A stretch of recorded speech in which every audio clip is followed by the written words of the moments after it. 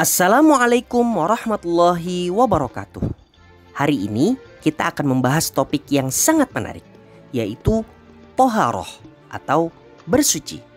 Nabi kita, Nabi Muhammad SAW pernah bersabda, "At-tuhuru syatrul iman", yang artinya bersuci atau bertoharoh itu adalah bagian dari iman. Sebelum kita mengenal apa itu toharoh, ada baiknya kita mengenal apa itu ibadah. Ibadah, apa ya ibadah itu? Ibadah menurut Kamus Besar Bahasa Indonesia adalah perbuatan untuk menyatakan bakti kepada Allah yang didasari ketaatan, mengerjakan perintahnya, dan menjauhi semua larangannya. Jadi dapat disimpulkan, beribadah adalah segala perbuatan yang dilakukan untuk mendekatkan diri kepada Allah. Tujuannya agar Allah senang dan sayang kepada kita dengan cara mengerjakan apa-apa yang diperintahkan oleh Allah dan menjauhi semua yang dilarang Allah. Contoh mengerjakan apa-apa yang diperintahkan Allah antara lain sholat, puasa, zakat, dan haji. Sedangkan contoh dari menjauhi yang dilarang Allah antara lain berbohong, kasar kepada teman, membuli teman, dan perbuatan buruk yang lainnya. Semua perbuatan baik yang disenangi Allah juga termasuk ibadah apabila diniatkan mengerjakannya karena Allah. Jadi apabila kita mengerjakan perbuatan baik karena Allah, maka Allah akan menganggapnya sebagai ibadah. Contohnya, kita membantu orang tua di rumah, kita menjaga adik, bermain bersama dengan baik, kita hormat dan patuh kepada guru, kita memuliakan tamu, kita menghormati dan membantu orang yang lebih tua. Apabila perbuatan-perbuatan baik ini kita niatkan karena Allah, maka Allah akan menganggapnya sebagai ibadah. Allah akan merekam ibadah seseorang dengan pahala atau catatan amal kebaikan. Dan Allah akan merekam keburukan seseorang dengan dosa atau catatan amal keburukan. Segala catatan ini akan ditanya oleh Allah di akhirat nanti dan akan menentukan kita apakah kita masuk surga atau tidak. Allah menyuruh kita beribadah agar kita ingat kepadanya. Allah tidak akan rugi kalau manusia melupakannya. Sebaliknya, manusialah yang akan rugi apabila tidak mengingat Allah. Allah sangat senang kepada mereka yang rajin, terus-menerus atau istiqomah, ikhlas, dan serius dalam beribadah. Mudah-mudahan kita termasuk golongan orang-orang yang rajin, istiqomah, ikhlas, dan serius dalam beribadah sehingga dapat disenangi dan disayang oleh Allah.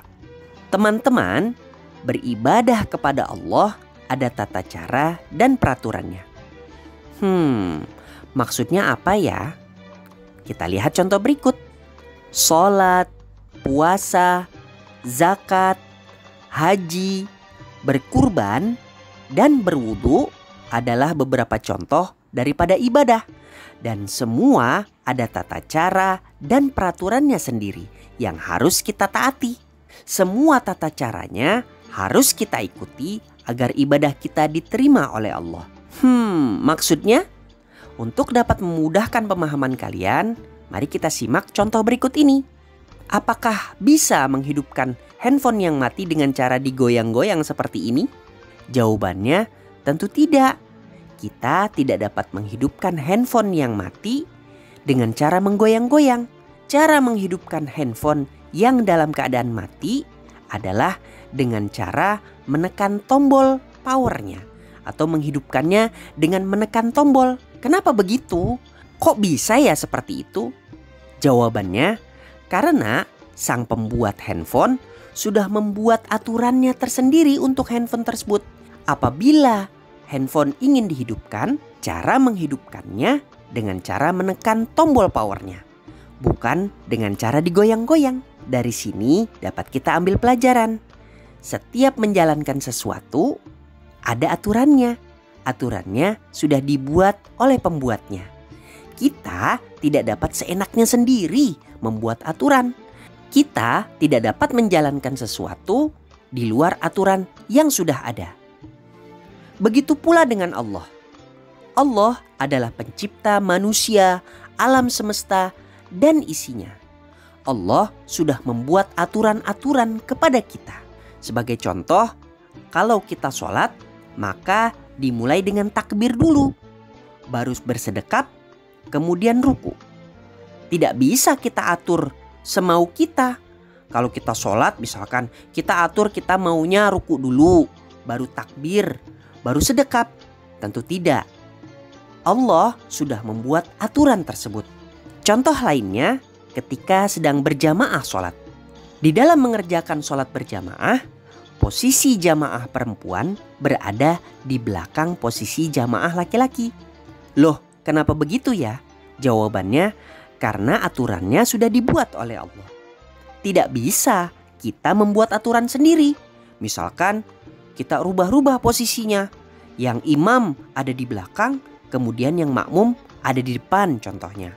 Atau perempuan adanya di depan, laki-laki adanya di belakang. Tentu tidak bisa, karena aturan ini sudah dibuat oleh Allah. Contoh lainnya adalah berpuasa. Puasa dilakukan dari subuh sampai maghrib.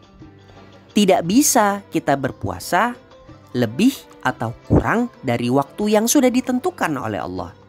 Karena aturan berpuasa sudah dibuat oleh Allah. Contoh yang lainnya adalah berwudu. Berwudu dilakukan sebelum kita melakukan sholat. Tidak bisa kita membuat aturan sendiri. Contohnya kita mau sholat dulu baru berwudu. Tentu hal ini tidak bisa diterima karena kita sudah melanggar aturan yang sudah ditetapkan oleh Allah. Allah sudah mengatur apabila seseorang ingin mengerjakan sholat, maka ia harus berwudu. Ketika beribadah sholat, kita harus dalam keadaan suci. Bersuci dalam agama kita, yaitu agama Islam, disebut toharoh. Toharoh artinya bersuci. Bersuci disebut juga bertoharoh. Sekarang mari kita mengenal lebih dekat tentang toharoh. Toharoh. Toharoh itu apa sih? Toharoh dalam Kamus Besar Bahasa Indonesia artinya suci, bersih. Kesucian badan yang diwajibkan bagi orang yang beribadah. Dapat diambil kesimpulan bahwa toharoh atau bersuci artinya membersihkan badan dari segala macam kotoran. Teman-teman harus dapat difahami bahwa bersih belum tentu suci. Sedangkan suci sudah pasti bersih. Maksudnya? Coba perhatikan gambar berikut ini. Kedua anak ini terlihat bersih, baik bajunya ataupun badannya.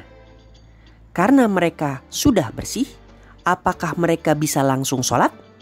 Tentu tidak, karena syarat sholat adalah suci, bukan bersih.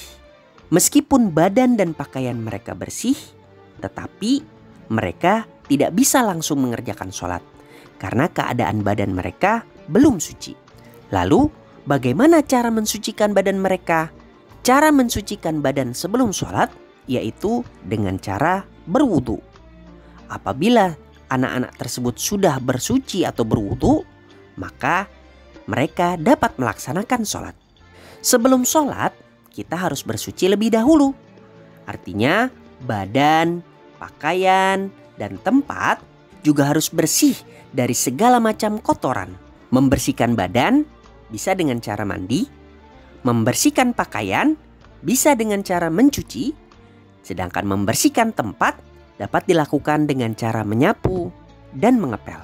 Teman-teman, kotoran ada yang terlihat dan ada yang tidak terlihat. Contoh kotoran yang terlihat yaitu seperti air pipis atau air seni dan kotoran manusia atau hewan. Sedangkan contoh kotoran yang tidak terlihat yaitu kentut. Nah, kotoran yang terlihat disebut najis. Contohnya seperti yang tadi sudah disebutkan. yaitu kotoran dan air kencing atau air seni. Toharoh atau bersuci terbagi menjadi dua, yaitu bersuci dari hadas dan bersuci dari najis. Teman-teman, dari penjelasan sebelumnya dapat kita fahami bahwa najis adalah kotoran yang terlihat, bendanya kelihatan. Contohnya seperti tadi, kotoran manusia dan hewan atau air seni manusia dan hewan. Sekarang kita akan bahas tentang hadas. Hadas adalah keadaan tidak suci pada diri seseorang. Keadaan tidak suci ini seperti setelah kentut atau setelah buang air. Orang yang berhadas maka tidak boleh sholat. Kalau mau sholat, ia harus bersuci terlebih dahulu. Jadi apabila seseorang setelah kentut atau setelah buang air, maka dia tidak boleh sholat. Ia harus wudhu terlebih dahulu, baru ia boleh sholat. Kembali kepada hadas. Hadas ada dua macam. Ada hadas kecil dan hadas besar.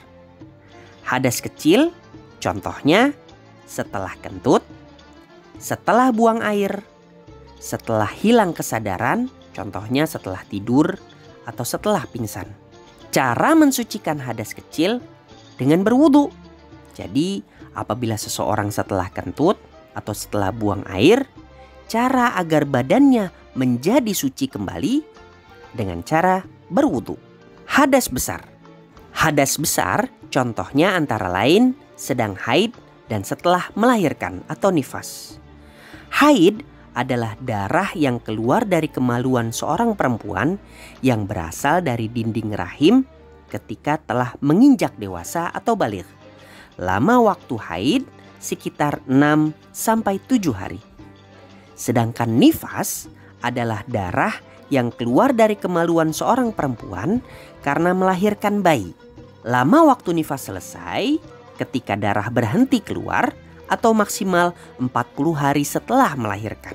Apabila seseorang hadas besar, maka cara mensucikannya dengan cara mandi wajib. Sekarang mari kita perhatikan grafik yang ada di sebelah kanan. Kita sudah belajar tentang hadas. Mari kita perdalam pengetahuan kita tentang najis. Najis adalah kotoran yang menempel pada badan, pakaian, dan tempat. Najis menghalangi sah atau diterimanya sholat seseorang. Bersuci dari najis dilakukan dengan cara membersihkan bagian yang terkena najis sampai hilang warna dan bau dari najis tersebut. Contohnya, apabila seseorang mandi hujan-hujanan kemudian badannya penuh dengan lumpur, maka ia harus mandi dan mencuci bajunya sampai bersih, kemudian berwudu untuk menghilangkan hadas kecil, baru ia boleh melaksanakan sholat. Najis terbagi menjadi 3 macam, yaitu najis ringan, najis sedang, dan najis berat. Najis ringan atau disebut juga najis mukhaffafah. Contohnya adalah air kencing bayi yang hanya minum ASI. Cara mensucikan najis ringan yaitu dengan cara dicuci dan disiram dengan air sampai bersih. Najis yang kedua yaitu najis sedang atau najis mutawassithah. Contohnya air kencing dan kotoran manusia atau hewan, darah, dan nanah. Cara mensucikannya harus dicuci sampai bersih, sampai hilang warna dan bau dari najis tersebut. Membersihkan alat kelamin dan dubur dari air kencing dan kotoran setelah buang air kecil dan buang air besar disebut istinja. Najis berat atau disebut juga najis mughallazah. Contohnya adalah air liur anjing. Cara mensucikannya yaitu dengan cara dicuci 7 kali sampai bersih. Salah satunya dicampur dengan tanah. Teman-teman, demikian materi pengenalan tentang toharoh atau bersuci. Sampai ketemu lagi di video berikutnya. Wassalamualaikum warahmatullahi wabarakatuh.